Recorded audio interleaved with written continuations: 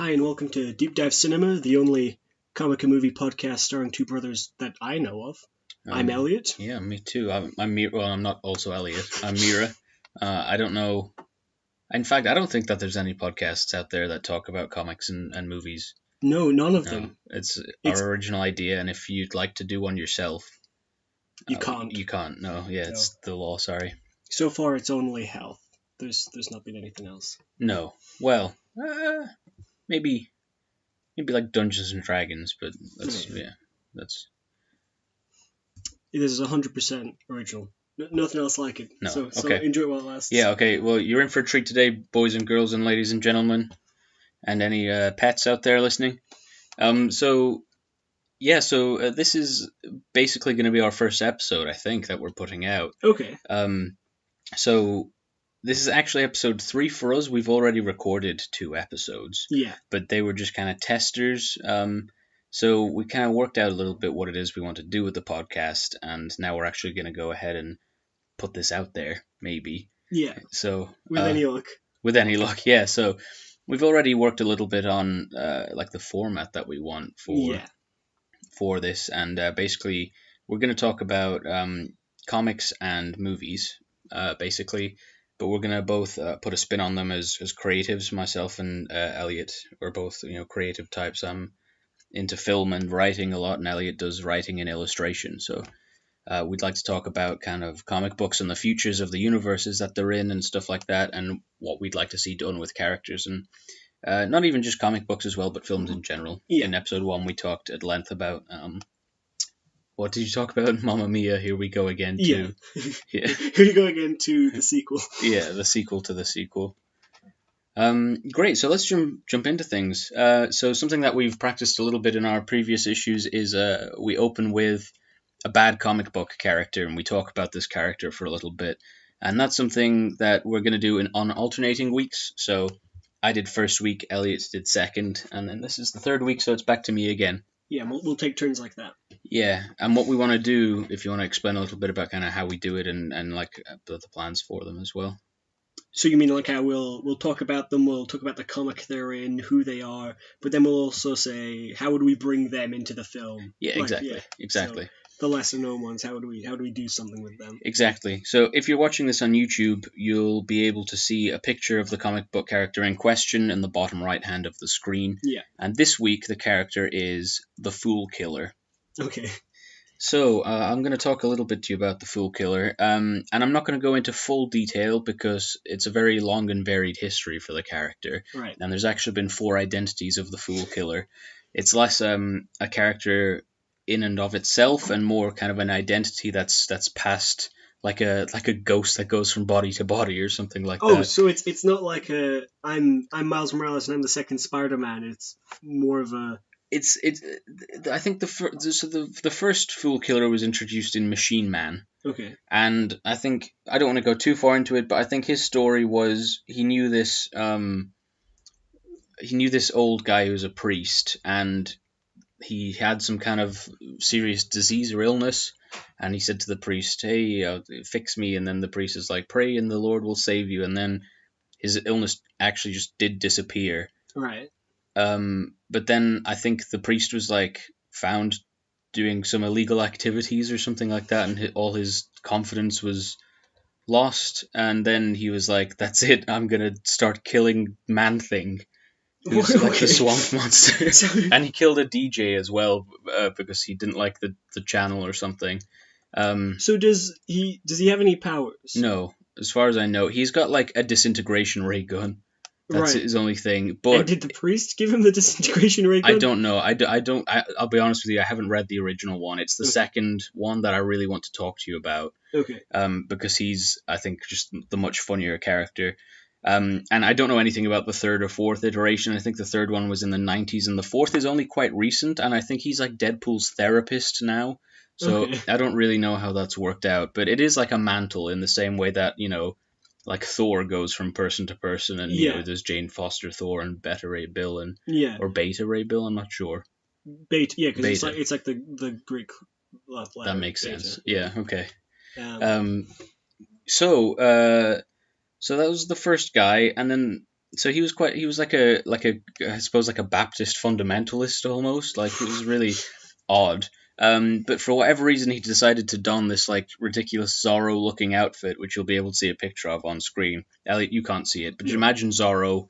It's exactly like that. Okay. I don't think he has a sword, but he might well do. I don't think he ever uses it. Imagine Zorro with a disintegration gun. But he then went on to fight Daredevil, I think. But the one that I want to talk to you about is the second iteration. So he fights Daredevil. I think he goes to jail for a while, and then he gets out of jail and starts attending like Empire High University or whatever the name of it is, which is the university that Peter Parker teaches at. And I think he attends, and then I think at this stage he actually like teaches as like a student teacher there.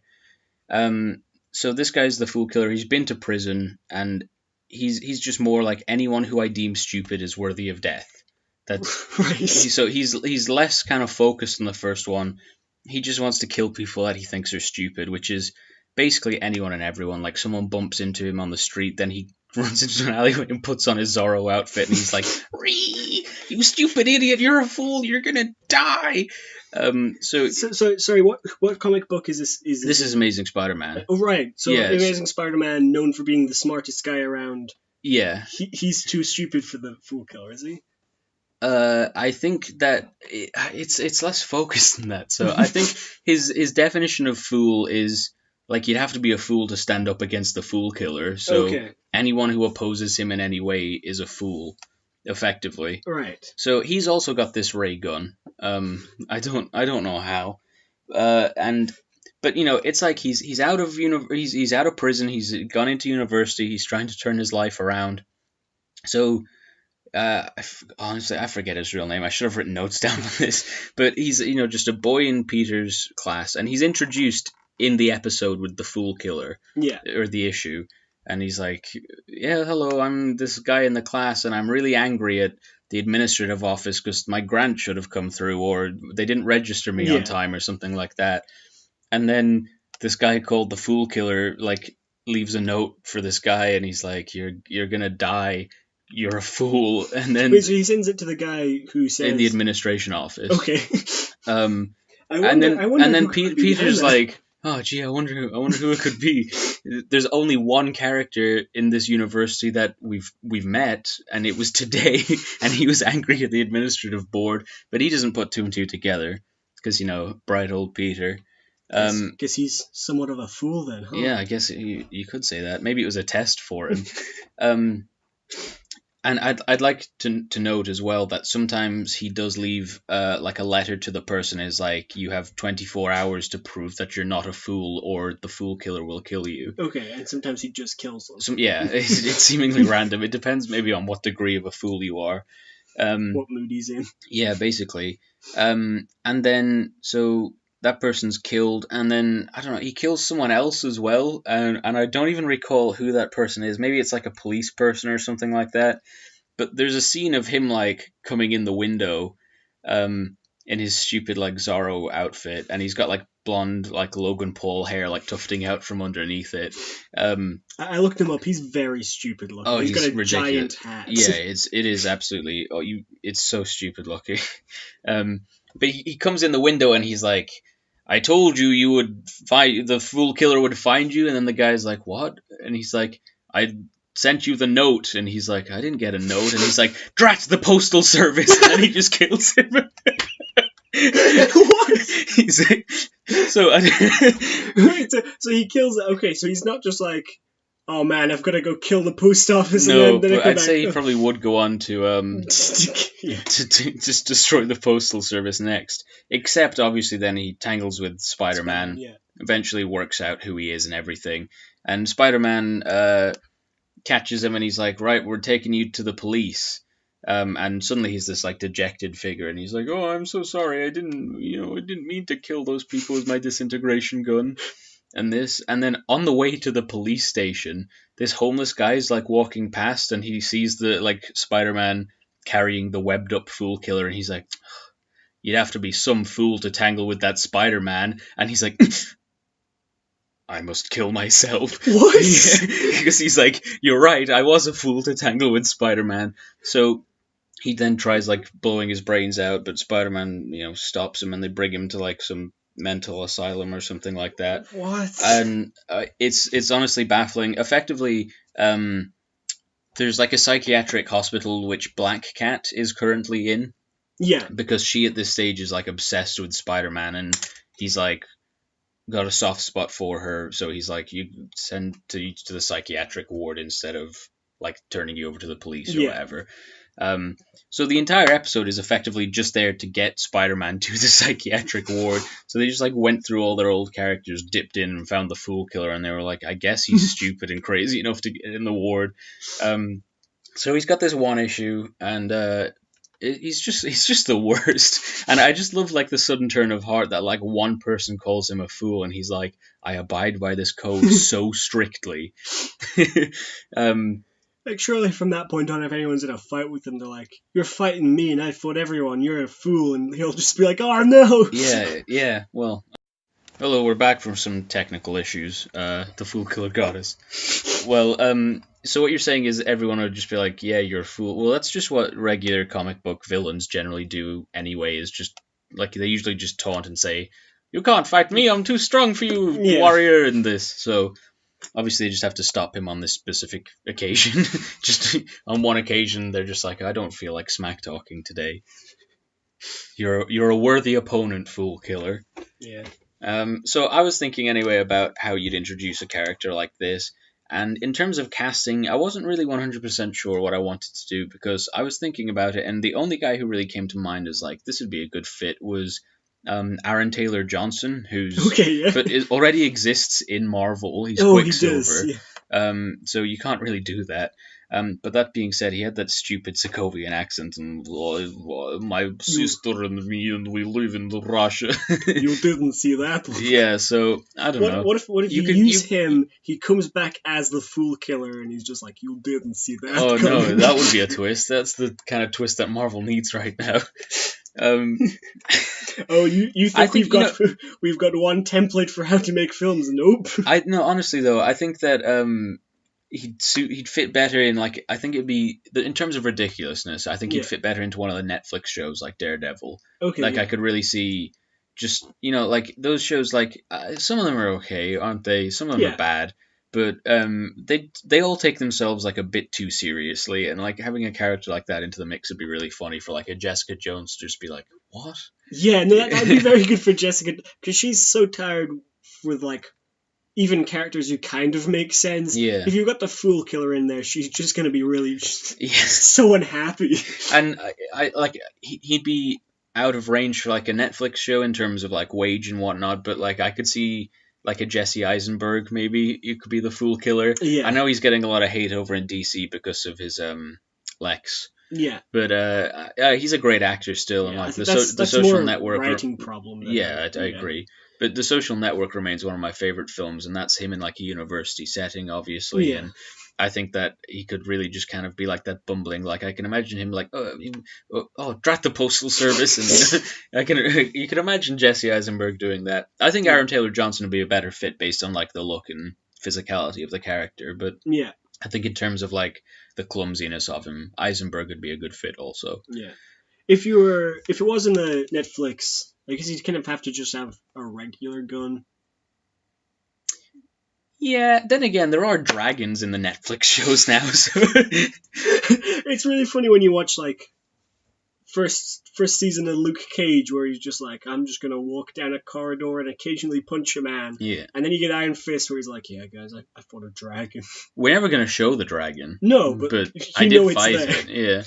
And then, did you see Defenders? I've not seen Defenders, no. Okay, well, spoiler alert for anyone who's gonna watch Defenders, and I don't really recommend it. There's a lot of talking. Okay. There's a couple of like, hey, we're all in the corridor and we punch people. You have in every Netflix and Marvel show. But in the Defenders, it turns out that the island of Manhattan is built on dragon bones, like deep underneath the city. Nice. It's all dragon bones. Yeah. And I think that's maybe where like the Hand are drawing their power from or something. I don't. Do you know the thing in where there's the giant bat under Gotham. Are you familiar with that? Oh yeah, yeah, Yeah, That's he's weird. called like Batman Do or something. Yeah, he's something odd, isn't he? And he's the one who's making all the supervillains, and he's just trying to make the opposite of Batman. Man Bat. He's back. Well, Man Bat does exist, so, yeah, so maybe he did. He made Man Bat because he was like, well, they need to be someone like a bat, and then he made the Riddler because he was like, they need to be able to do puzzles, and he made. So he's basically just the writers. Yes, but anything that it's just so weird that anything that happens in Gotham is because there's a giant bat god just chilling underneath. Yeah, they introduced a new bat god recently as well, who's basically very like some of the more recent Cosmic Marvel guys, like in Thor and in the Venom run at the moment. Yeah. And similarly, he's like, everything that happens is because of me, and you're like, just kind of sucks the fun out of it all, doesn't it? It Like does. when everything's like part of just one guy's plan, and then he gets beaten, and you're like, well, what now? Like, what do we do? It's like when people are like, I just don't want any more movies where the main character is the chosen one. Yeah, that gets very tiring, doesn't it? It does. There's I can't go too much into it, but there's a book that I really liked as a kid, which I'm sure you know what I'm talking about, because we're brothers, we grew up together. Book that I really liked as a kid, and I've been working for like a couple of years on like an adaptation of that to a screenplay. I do, yes. And again, I can't talk about too much what it is because I don't even have the rights to it or anything like that. But that one, it's got two main characters, and one of them is like, "You're the chosen one," and you're like, I've seen this before. I know where this is and going. then like a third of the way through, so it's not even like instantly. It's like a third of the way through, like a pretty chunky book. So you're kind of, you've settled in, and then it's like, she's gone. She's like, I'm not sure if she dies or if she's just like hit in the head with a brick. She's taken out of the equation anyway, and then it's like the wacky sidekick. I guess it's up to you, man. And everyone's like, well, you can't. No, there's a chosen one, and they're like, she's like, oh, sorry, I guess. You gotta handle this, I suppose. But that's a really interesting take, and for a kid's book that came out kind of when I was quite young as well, like it felt refreshing for the literature at the time. Like, when you consider your Hunger Games and whatnot all came out like years after that, and it's still kind of the tired tropes. So I hope we see more of that in future, and I think we will, because especially with the saturation of young adult media in film, particularly adaptations of these like novels, it's becoming just more like in the public conscience that like it's the same over and over again. Yeah. So people are just tired of it. Did you see The Darkest Minds? No. Oh, is that we're basically X-Men? Yeah, I think I might talk about that either next week or the week after, because I watched that and I was very annoyed by it. Wait, is it not in cinemas? Yeah. Oh, when did you see it? Just like a week or two ago. Oh, really? I didn't even know it was out yet. All I know is it's by the makers of Stranger Things. Yeah. But not the Duffer Brothers, so presumably some kind of producer types. Yeah. It's very different to Stranger Things. Right, yeah. It just looks like they were like X-Men but with preteens or something, basically. Yeah, well, I'll talk about it maybe next week. Yeah, okay, let's save that. Let's save your giant bat god for another week as well. He could be a crap character. Cue the DC hate in the comments. Please, we don't want to be involved in that. Okay, no, but so we're going to move on, and we're going to talk a little bit about the upcoming Sony Spider-Man game for the PS4. So we talked a little bit about Spider-Man already, but that's coming out on, I think it's September 7th, so about a couple of weeks from now. Yeah. And Elliott and I played a lot of Spider-Man games growing up. We had Spider-Man 2, based on the Sam Raimi film with Tobey Maguire, for the PlayStation 2, which was possibly one of the games of that era that I got the most playtime out of, because that was the one that introduced free swinging. Yeah, you could just go all over you could New go York. anywhere. So good. I think actually you couldn't touch the ground in a lot of the sections. Oh, yeah? Like you could free swing, but you couldn't like land. But I could be wrong. That might have been Spider-Man 1. I'm not sure. That sounds somewhat maybe even better, because in a lot of ones where they try to have you can walk on the ground or you can It can be swing. a bit You clunky. keep just like landing on the ground and then doing 2 swings and then landing on the ground. So Yeah, and I think regardless of what you think of the Andrew Garfield, what was it, Mark Webb? Is that the name of the director? yeah, it was just funny that he was called Mark Webb. They're And he was like, doing we need someone Spider-Man. who sounds like they could direct a Spider-Man film. It's like, hey, Mark Webb's got a CV here. You're hired, Mark. It's like when Nick Frost played Father Christmas or Santa Claus. Yeah. That's just the perfect name. He's got the right name, so he's in. Yeah. We played a lot of the PlayStation 3 game, I think it was, for Amazing Spider-Man as well, Yes. which is also a surprisingly good game, like better than the film. Oh, it definitely. was much better than the film. I went into kind of, because Spider-Man's got so many animal-based villains, they kind of were like, well, we did like the serum with the lizard. Yeah. We're just going to do that with the rhino and the scorpion. But it worked out quite well. It worked out, yeah. Like the story was a lot better than it had any right to be, I think, and it had like a good level of like different suits and collecting them and stuff like that. Yeah, but and yeah, it even brought in, because obviously Peter Parker's a photographer. You had a camera that you that's used right. quite a bit. It was like the old recon missions in Sly Cooper. That's what it reminded me of. Did, yeah. But speaking of Sly, wait, no, never mind. I was gonna say Insomnia are making the new one, but they did Ratchet and Clank, I think, not Sly Cooper. Yeah. But they're pretty intertwined in themselves, aren't they? The two, yeah. But yeah, tell me, Elliot, what are your hopes for Spider-Man for the PS4? For the PS4, we should also say when we do get it, we'll talk about our experience with it. And we'll try and think of it then. Play 3 or 4 hours before we talk about it and give you some feedback and kind of how we feel. Yeah. So just looking into it, one thing that I was really excited for was looking at the combat in it. Right. Because the combat in it is really based on real martial arts. Right. So they've kind of implemented. Spider-Man has his way of the spider thing. No. Right. Well.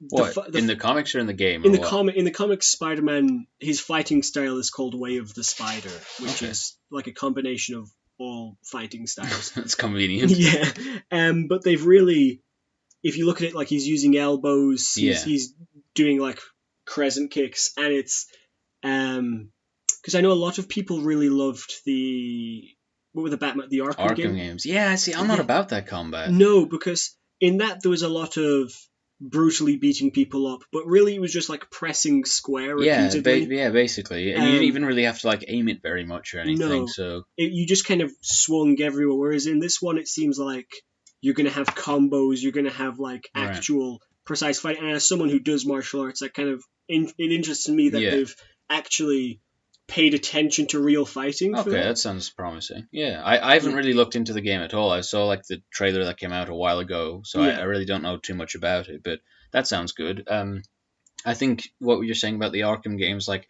I know a lot of people really, really like that combat, and I guess it does look cool maybe when you're beating up all these guys, but like I'd like there to be villains that you struggle to take on one in the combat, rather than like they have to put 50 dudes in a room and you just feel like you're slugging through them all.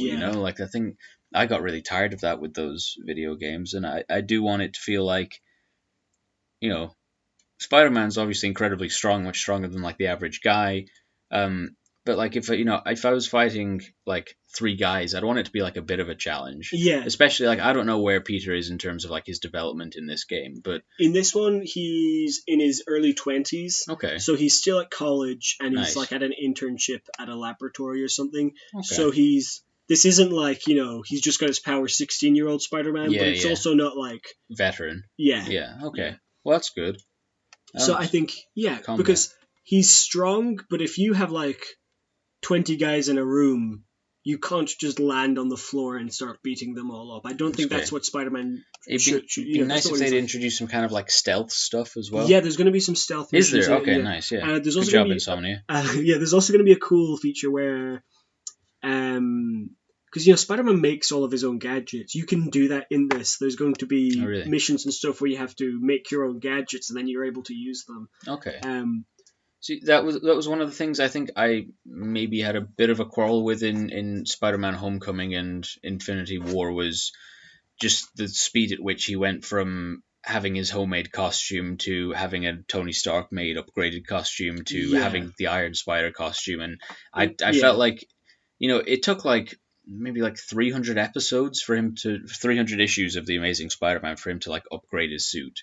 And even then, that was only after the whole symbiote Venom debacle. Yeah. So, like, I don't know. I think that it'd be cool for him to get new stuff, but like, I'd like that to be quite slow and gradual. And I really don't want him to have like AI in his suit and things like that from the get go. From the get go, yeah. And that's also like a cool thing about Spider-Man is he,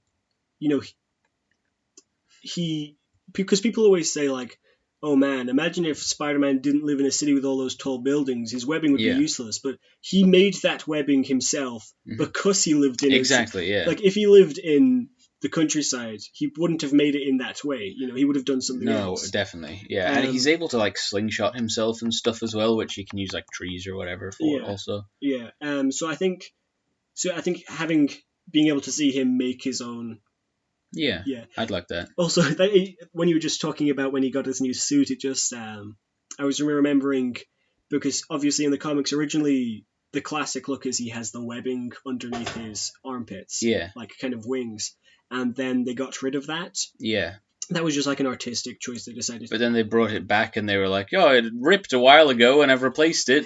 That because that thing is so funny because it ripped, he says, and then he's like, I couldn't find any mesh. Yeah, he does say that. I couldn't find the right fabric, and then he comes across some in a shop, and he's like, "Oh, perfect, just what I was looking for." Just bring it back. I'd say honestly though, like drawing the webbing on his suit, like every panel would be so painful. Like I'd hate to do that. That's why they gave him the black suit originally, because they just because he's also got the lining on his face and there's just so much. I wouldn't be bothered. So fair play to the artists. I respect it. Yeah, the black suit does look sick though. Well, that brings me into another thing is as we said, it took him a long time to really get different suits and stuff like that. And one of the things that was fun in previous Spider-Man games was like collecting different suits and things like that. You get like the Neon Spider, and you get the one that he wears when he's part of the Future Foundation in the Fantastic Four, and you get like I don't know, you get like the one from the film or something like that. And I bet that they'll have this in it as well. But I'd like if there was practical uses for them as well. Like I feel like while the collectible concept is really fun, I think it'd also be nice if you could just have it where, like this one maybe has like night vision or whatever, and you use this for like dark, at nighttime or something like that, rather than just like the cutscenes are different and that's all that. That would be very cool because he has had a lot of different looks. He's had suits that have been specifically for stealth, and he's had suits that have been, specifically because he was fighting Electro and he needed to be like shockproof. Shockproof. That would be cool. That would, I remember there's an issue where he takes after Secret Wars, and he's got the symbiote from the Beyonders planet in space. With it's the black suit. They get back to Earth finally after the whole thing, and Reed Richards of the Fantastic Four says like, "Yeah, I'll take a look at that suit for you sometime." And then every issue for a while, he's like, "Oh man, I'm so busy, but like I need to take it to the Fantastic Four." So when he does take it there, they're like looking at it on him, and they're like, "Oh man, I think this thing's alive. Like you don't want to let this stay on you. Like it wants to graft to you permanently. It's a symbiote." Or symbiote, or however. I think they said it one way in the Venom trailer, and then they like ADR'd it in the next trailer because everyone was mad about it. Yeah, I think so. Would you say symbiote? Do you? Symbiote. Symbiote. Because it's symbiotic, so I'd say oh god, what do I say? I don't know. I'm confused as to what I say now. I think I'd say symbiote. Symbiote. Yeah. Whatever. Yeah. Whatever it is. Venom. Yeah. Well, he then like tries ripping it off himself, but obviously it's smart, doesn't want to be taken apart, so like Reed Richards and the Human Torch like help him get it off together. Yeah. So then he has to hide his face to protect his identity from the Fantastic Four, but then he's like, "Oh, I've got no suit now." He's just in his underwear. So what they do is they give him like the Fantastic Four have been around like 25 years in the comics or something, and they've had a couple of suit upgrades already, but Human Torch, Johnny Storm, gives him his like original suit but without the mask, and then just gives him like an upside down paper bag over his head. And I'd love if there was a mission where you're like, "Oh, I don't have a suit," and you just have to put like a paper bag on your head and do something like that. Would be really really fun. That would be. Oh, I just remembered. At one point in the comics, Spider-Man had to go underground. I think he had to pretend he was dead, but he didn't want to stop. Being a superhero. Okay. So he came up with a new identity for himself, which was called Ricochet. Okay. So he didn't have his spider suit. He didn't have his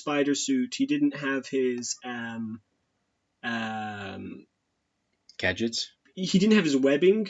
He still had all the agile. Okay, yeah, so he's still got the superpowers. Yeah, I think he had like discs that he threw. Right. Because he was called Ricochet, so it was kind of like, you know how Captain America throws his and it bounces around? Yeah. I think he had just like 4 small ones or something. But for like in sewers or something. Yeah. Right. And it's bizarre. Yeah, and like even if you were going to have like very different... Was he fighting like Mole Man or something? See, I've read all Amazing Spider-Man and Superior Spider-Man, but I last read all of them when I was like 13, 14. Yeah. And I'm now like going through Amazing Spider-Man again. But I'm on like issue 300 or something like that, so I'm going pretty slowly through it. Yeah. No, he was... I can't for the life of me remember what was going on. It was something to do with crime families or something. Okay, like Magi or something. Yeah, but... Well, speaking of crime, what villains do you want like in this? Because all I know from the trailers... I saw Mr. Negative is like a primary villain, which I'm really excited for because Mr. Negative was introduced in like 2009. He's one of like, or somewhere around then. He's really new.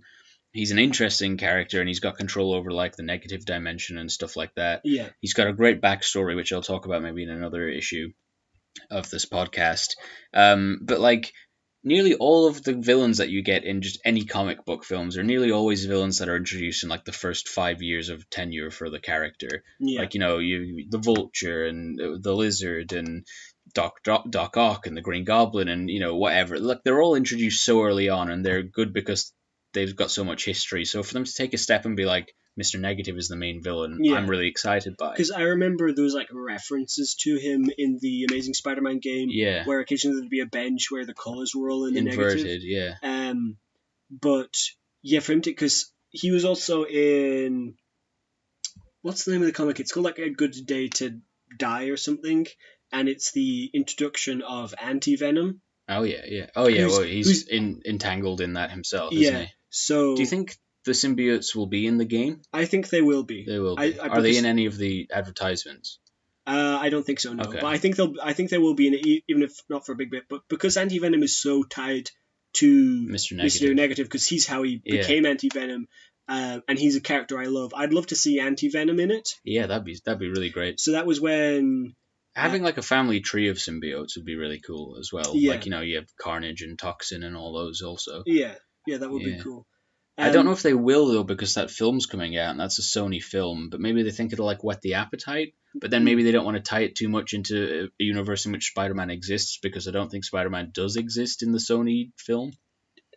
That's very weird, though, because they're doing, like, Kraven the Hunter, whose whole purpose is to kill Spider-Man. So why would you have him in a Spider-Man list? I don't know. Maybe he exists, but he's just never mentioned or something, like, I don't know. Yeah, no clue. That'd be cool though. Anti-Venom, I'd definitely be down for. Because he was. I saw Silver Sable is in the trailer. Silver Sable and Black Cat are in it. Oh, Black Cat's also in it. Yeah. Okay. I hope that they don't just pair those two up like they do sometimes, because it's like they're both female villains. It's like they don't really feel like they go together that well. I don't know. No. And Silver Sable is just like a mercenary, basically, isn't she?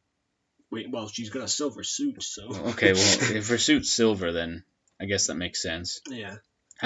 From what I can recall of her from the comics, she's just like she's from a country that's like attached to Latveria, but isn't. Okay. It's a fictional country. Yeah, of course. And they're just like mercenaries, and I think she had like a father who was like, we gotta get rid of the Nazis from Latveria in our country and kill them and stuff. And it was like, nice. And then good job, Dad. Her dad died, and then she was like, we'll do bloody anything for whoever pays us enough. So now they just kill people. All right. But like, I don't know, that could be interesting. Maybe they'll do.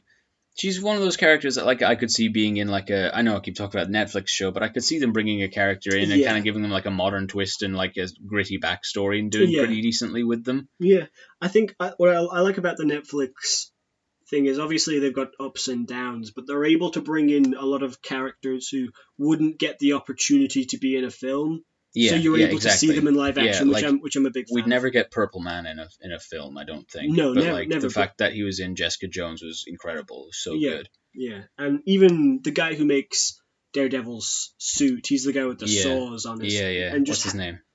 I can't think of his name. Sawbones.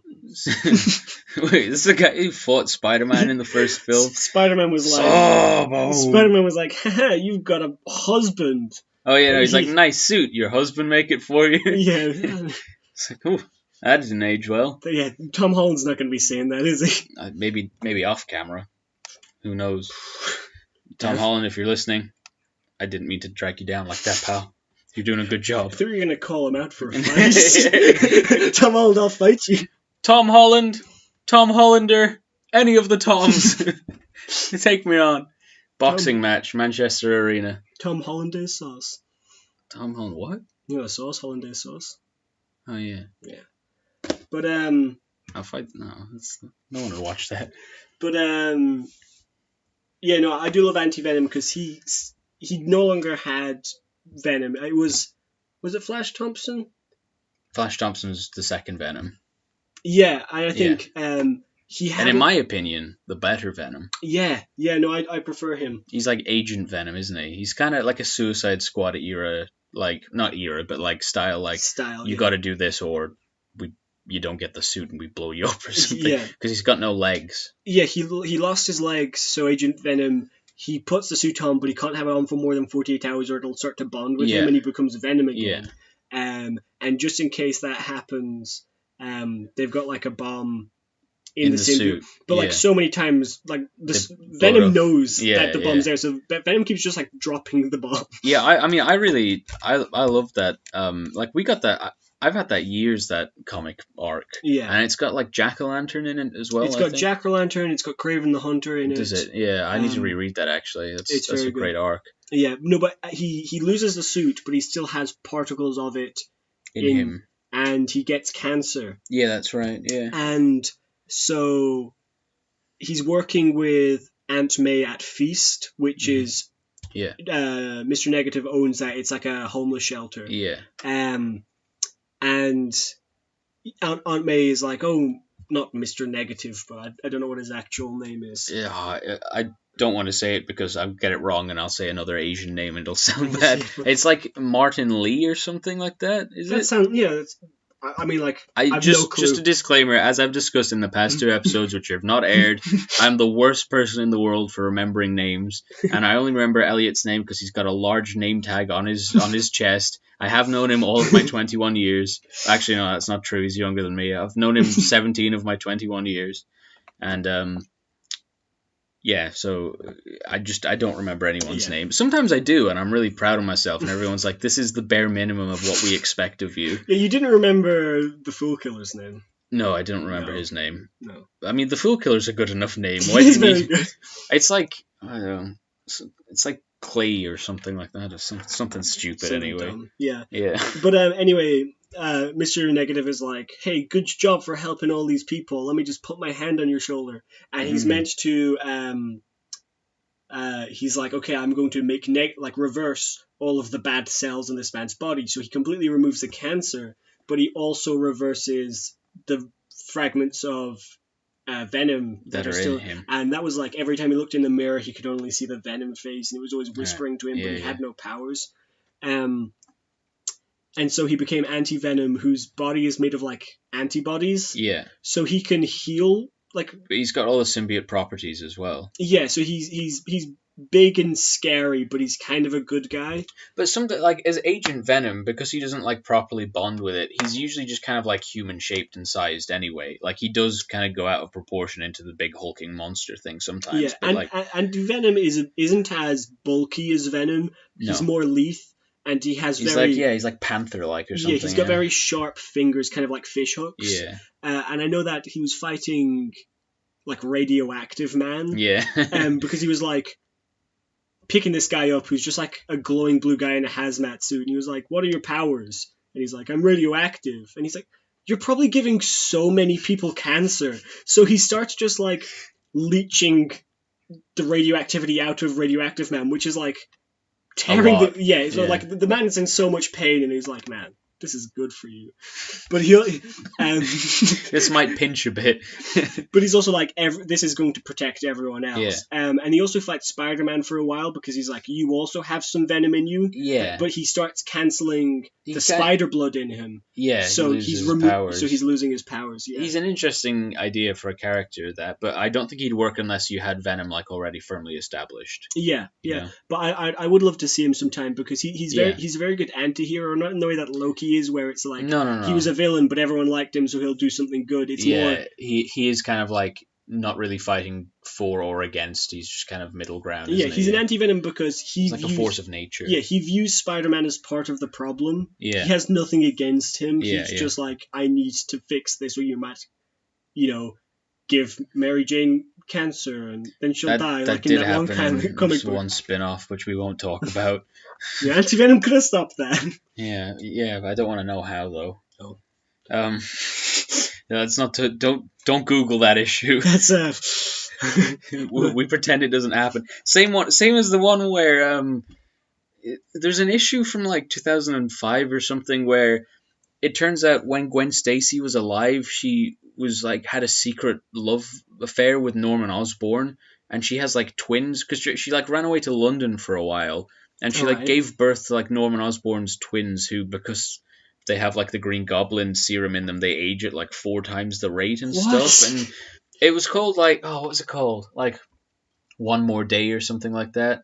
No, that was a different controversial arc. Okay. In that one, Aunt May died, and Peter goes and meets Mephisto, who's just the devil basically in Marvel, and is like, I'll give you anything. And he's like, what about your firstborn? And he's like, anything apart from that. And then he's like, what about your marriage with Mary Jane? And he's like, okay. Nice. So then they just like forget that they're married, and Aunt May comes back to life. And I'm like, what did the devil gain from that?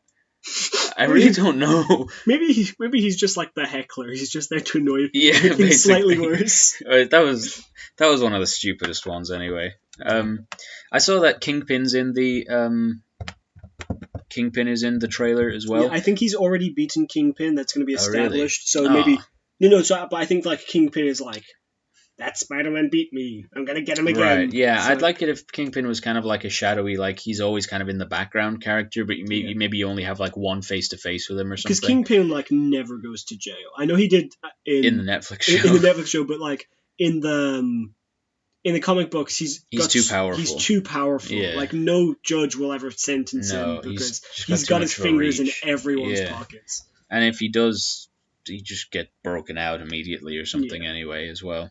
That was in the Netflix show. I loved all of him in jail. Him is whatever that actor's name is, Vincent D'Onofrio. That's it. Hey, I remembered something. Tally it up, boys. That's 1 for this series.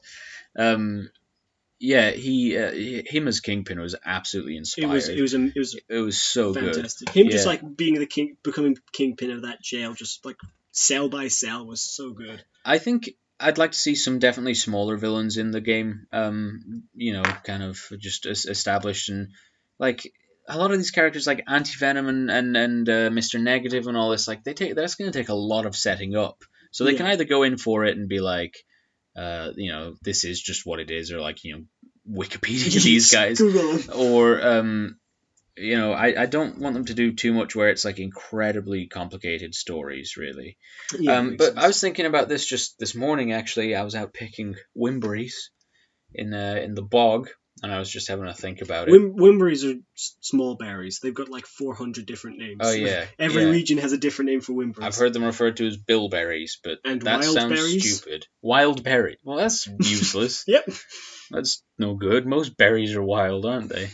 Okay, well. Wimberries, small, kind of blueberry type. Tart. Tart, yeah, very tart. This is now a nice berry pie. podcast. Welcome to our cooking podcast. Today we're going to be making Wimbury pie. Deep dive cuisine. New spin-off, episode 1, the deep dive cinematic universe. Yeah, no, but I was thinking about this, and I think something that is great about the comics and the films never managed to capture really is just like how much there is going on in Peter's life with his school, his work, teaching, his work at the Daily Bugle, taking photographs, his relationship with Aunt May, which at times really becomes like a strain on him because she's so elderly. Yeah. His relationships with, girlfriends and wife and what have you. Wives, he's Amish. Just like, it always seems like whenever he's putting more of an effort into one or the other, another one fails. He just doesn't have it in him to stretch between all of those things. And sometimes he has to. Sometimes there's a character like, say, Hobgoblin or, Doc Ock, who is just like seriously messing stuff up for him in all aspects of his life. So he can do nothing for days but just be Spider-Man and duke it out with this villain and stuff. Yeah. And then, which it must be like so taxing, which would be something amazing to see. When he comes back, then he comes out victorious in the end, and then Aunt May's like, you were supposed to come to dinner on Sunday, and Mary Jane's like, I haven't seen you in 2 days. Where were you? And he's like, I really can't say. Yeah. And Jameson's like, we've no pictures of Spider-Man. And here's a selfie that I found on the street. It's convenient.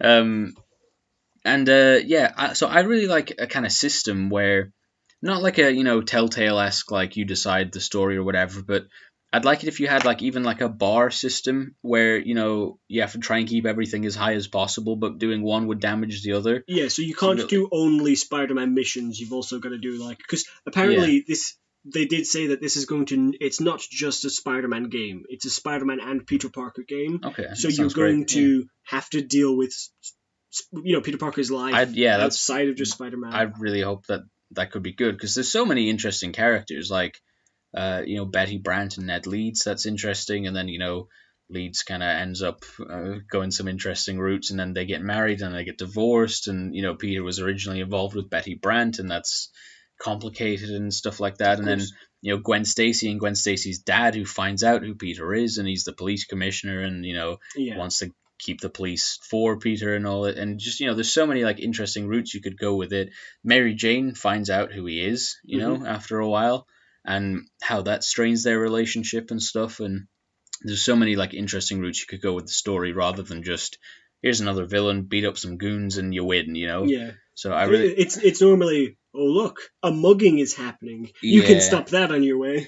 I'd like it very much if there was like a public, like a community thing, because he's a friendly neighborhood. Yeah, friendly neighborhood. Like, because imagine you had like a bar that you could fill up, and it was kind of like public opinion, and so every now and then Jameson would run a story, and you'd have to try and sort out a situation in the most like PR friendly way possible, so the story couldn't be like negative against you. But so if you break stuff, it's going to go down. If it would, then your public opinion would drop.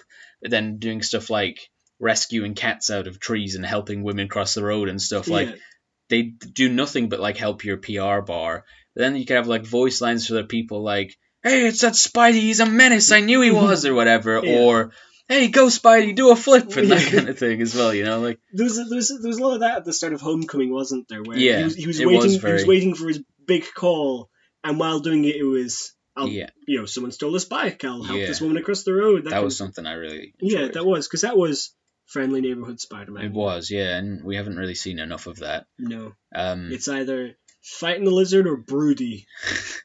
Do you think we'll see him outside of New York at any stage? Because all of the games are obviously set in New York, but a lot of the comics aren't. And in the Spider-Man films, we've not really seen him in like Manhattan at all, like the Homecoming, Civil War, or Avengers. No, he's been like suburbs. He's been DC. He's been space. Okay, so his thing is Germany. Yeah, Germany. Suburbs. DC. Space. Yeah. And death. An early grave. Spider-Man goes to them all. That's the name of the game. It's funny because you know how horror movies have this kind of trope where it's the first two are in a normal place. The next one's in space, and the last one is in the hood. Like Leprechaun. That's yeah. So it's that one was funny. No, I think the Leprechaun movies had like Leprechaun 2, and then maybe a couple of extra ones, and then Leprechaun in the hood. Yeah. Then Leprechaun in space, and the Leprechaun wields an actual lightsaber in that one. And then it's like, how can we top that one? Leprechaun back to da hood. Like, what? This is bigger than space. And didn't Jason go to space as well? Yeah, I think so. Yeah. That was in Jason X. Yeah. Oh god. Yeah. Well, how many did it take us to go to space in Marvel?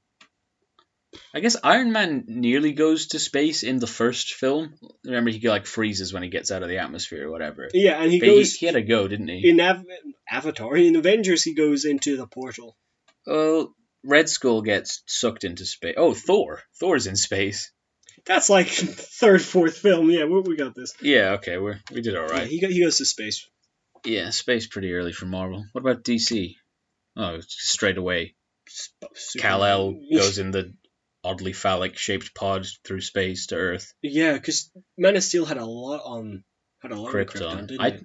I don't care about Krypton. No. I think it was kind of like Gallifrey in Doctor Who. Like, it's better just left kind of as this mysterious place. Yeah. You know? But anyway, I digress. Cool, so there's some of our hopes. We'll see how many of them come true. So actually, we've run on a little bit longer than I wanted to, so I had two things I still wanted to cover this episode, but I'm just going to cut it down to one, and I'll move the other thing to next week's episode. That's prioritizing. That is, yeah. I've taken some initiative here. That'll look good on my CV. Dictate the podcast. Okay, yeah, so I don't want to go too far into the James Gunn and Guardians of the Galaxy situation, because everyone and their pet snake has talked about whether they think it's right or not, and I don't think that anybody cares if we think that it was a fair dismissal or not. But I've now seen that... It was a fair dismissal? You're all wrong! Fight me, Disney! No, I'm calling you out, Disney. You'll fight at the Manchester Arena. Manchester Arena. It's on!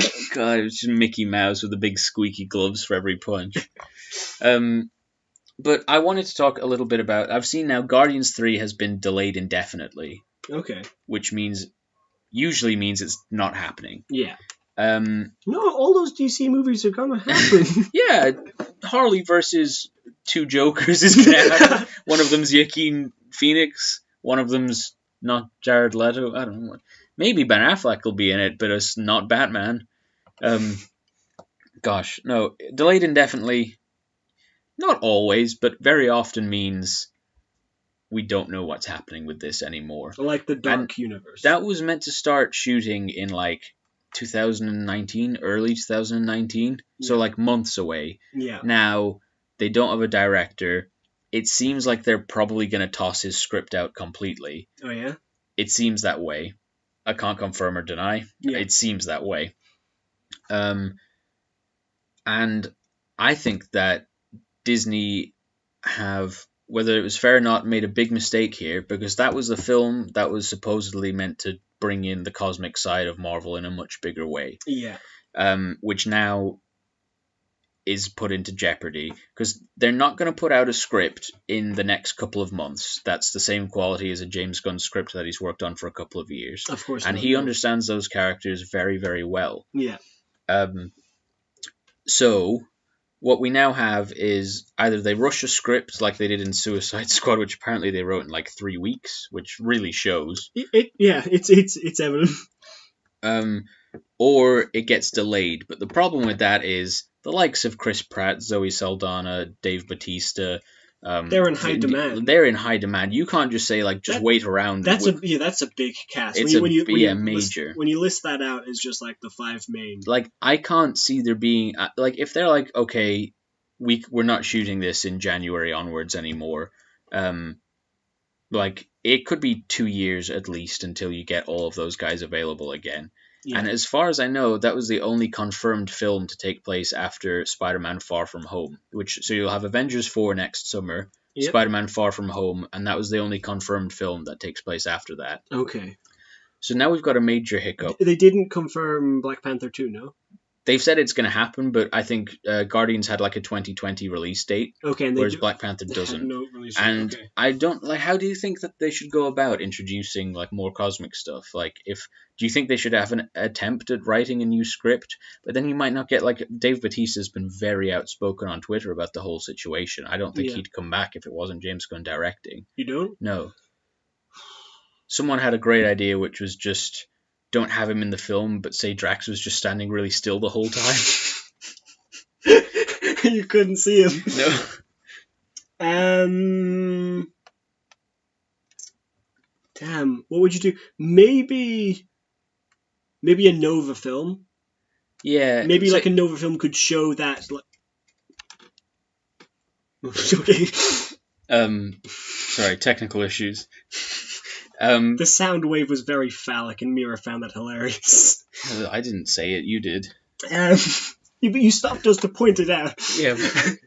Sorry, guys. So yeah, maybe a Nova film could do that whole showing the cosmic universe. And well, we know that Xandar was destroyed at the beginning, well, before Infinity War began, in order for Thanos to pick up the stone. But Nova is like the last of the Nova Corps anyway. Yeah, so you could do that. Yeah, that was bound to happen. However, like, how done do you think we are with like origin stories? Like, I feel like people are a bit over it, like Origins, and Guardians was so perfectly poised to introduce like Eternals and stuff like that, and it introduced Adam Warlock in a way. Yeah, it had like the Collector, who's a huge character, and it introduced Thanos as like an actual speaking character as well. Like, these are huge cosmic like entities and stuff, and I don't know. I feel like it's very hard to go, and like Thor could do it maybe, but like do you get you're not going to get Taika Waititi back in to do a Thor film, which is just expositing stuff for the next stage of films. And no,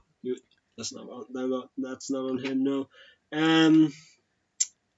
it's tricky. It's really very tricky. And I think if they're pushed, they might have to end up going with that script, because if they can't pull anything together, they're either going to have to not do Guardians 3 or do that Guardians 3. Yeah, I think they just don't want to credit James Gunn. That's the problem. Yeah. So they could do major rewrites on the script, but then he could probably sue for like plagiarism and stuff as well. Definitely. And I don't know, like I think what happened here is like the Disney squeaky clean PR machine has really shot itself in the foot by just firing James Gunn immediately. Like, regardless of whether or not it was the right decision, the fact that he was fired immediately means that they'd no time to think about and it's especially like, okay, people are mad, fire him. And but that's especially hard to swallow when you consider like they stand by Johnny Depp, and they still Walt Disney himself is a problematic man and stuff, and like it does seem difficult in that sense. Like, I don't really know what they should do. Do you think James Gunn's got a film coming out, a horror film coming out this November? How do you think that's going to do? I think it'll suffer definitely from this. Yeah. I don't think it's going to be. I don't think it's going to be. I think it's gonna. I've not heard anything about it, so I don't think it's gonna do amazing. No, I haven't heard anything about it other than he's doing it. Yeah. So maybe it'll draw some people in because it's his name is in the eye of the public, but also true. But also, I think a lot of people will choose to not go because it's James Gunn. I think, to use Johnny Depp again as a comparison, I think his films have suffered in the last couple of years. They have, yeah. So, yeah, even though his name might be in headlines more often, I don't think that it's actually going to benefit him by being in the limelight more. Yeah. However, we discussed before, like, the Fantastic Four have some fantastic, like, space exploration stuff, and that could be fun if they manage to wrap up the Fox deal in enough time, which I don't think they will or could, but it'd be a strong possibility. Because I think introducing Nova could be good, but who is Nova being associated with? Being associated with how? I mean, like, if you were to introduce Nova in someone else's film, who would you introduce him in? Have to be Thor or Guardians. It would, yeah. I don't know anyone else he's kind of He's kind of friendly with Spider-Man, but like... Yeah, well, that depends on the version. Like, the more recent version's a younger lad, isn't he? Yeah, and he's friendly, yeah. Yeah. I do prefer the younger version, though, which is a bit sacrilegious. I forget their names. The original one's like... It's not Reed Richards, but it's something similar. Like Richard Linklater, the director of Boy. Richard Reed. It's the man himself. Yeah, okay, well, we better wrap it up because our younger brother's just coming in saying that he wants to run a bath, and we've told him to be quiet. So... Well, listen, we're only giving you the raw, transparent realness in this podcast. I will leave you on a thought. Someone suggested, I saw on reddit.com, which was, man, James Gunn should hop over to DC and do a Green Lantern film. Oh. That would be good. Imagine it's like a completely space set Green Lantern. Like Green Lantern Corp film. Yeah, that'd be sick. He'd be good for Green Lantern. Absolutely, I feel like he could exposit it like decently as well, which would it is a concept that needs a lot of expositing. Yes. So yeah, that is a good idea. If they'll have him. Yeah, I'd say so. I mean, there's some questionable characters in DC already. So what's another one? Warner Brothers don't have the same reputation as Disney. No. Yeah. Right. Well, so I think this is gonna be the first one we're gonna release. Yeah. Hopefully, we'll put this out and see what people think of it. And then the ones beforehand, maybe if we have like a week where we're not able to record, we'll put one of those out, or maybe we'll see how it goes. They might not be locked in a vault, never to be seen again. Yeah. So we'll see how things goes. Great. Well, thank you very much for listening. That was just over an hour. Hope that it was enjoyable. And if you've got any advice for us, please leave it. We're going to get better microphones at some stage because we're recording just on Apple headphones right now.